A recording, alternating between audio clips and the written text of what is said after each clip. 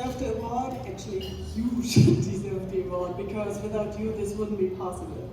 So I joined Extinction Rebellion in fall 2019. And then less a year and a pandemic later, I was involved in the first big civil disobedience action. And I didn't really know what I'm getting into. But so we planned to hang a banner off the Citgo sign. And some of you may have seen it, but this banner was stating climate justice now. Because we thought Boston is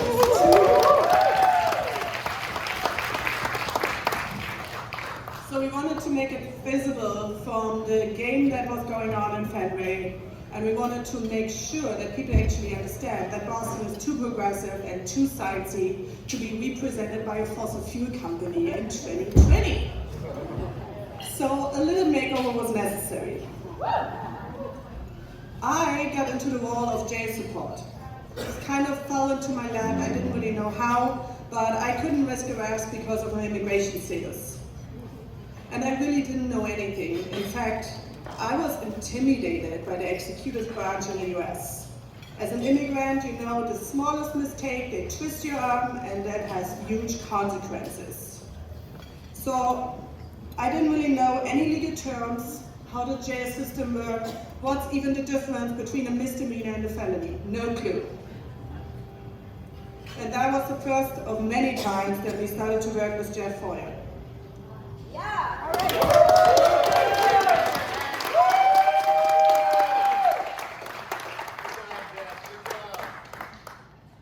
He did an incredible job to walk us through the process of everything.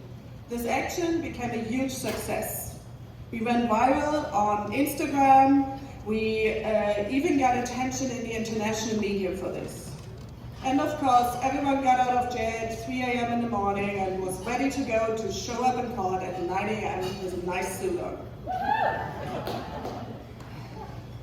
Honestly, during the planning those actions, you get to know amazing people. You may have met them, like these two.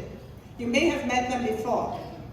But during planning those actions and preparing them for jail and getting them out of jail, you really get to know them.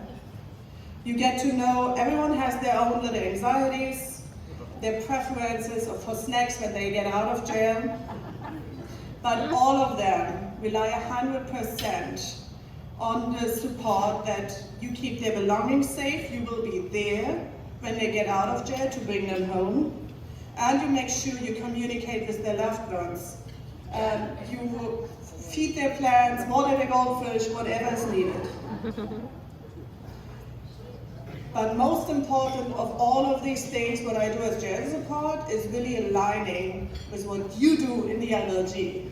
Having you on call and saying, like, this is how many people are arrested, this is what is the situation, this is where they go, this is when they probably get around, and what's going on.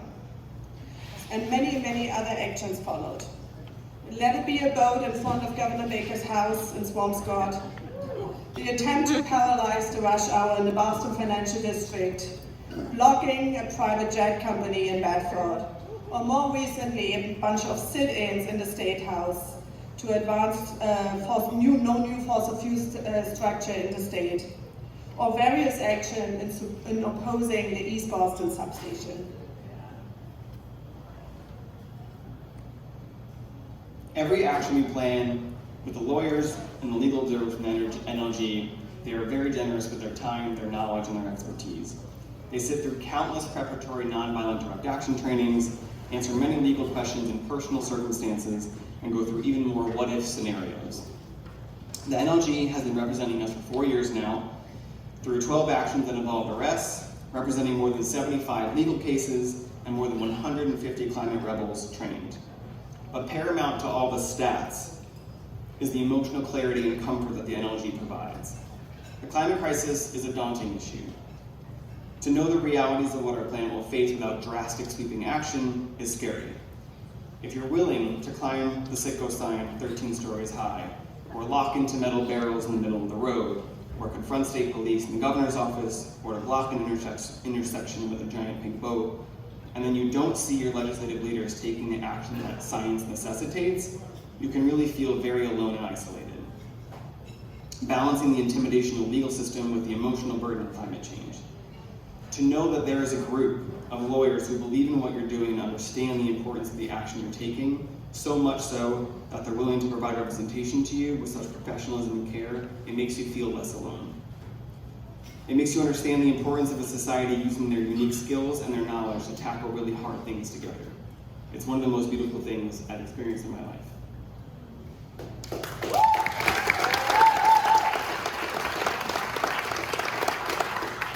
I know we're running out of time, but I we are so honored to receive this award, and we want to thank in particular all the NLG lawyers who have represented us so far.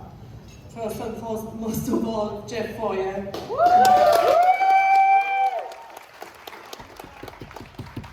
Marquis Anjulatis. Andy Fisher. Dan Evans. And Tyler King. Your advice is an invaluable part of the action planning process. And without you, none of the climate justice work we are doing would be possible. Thank you.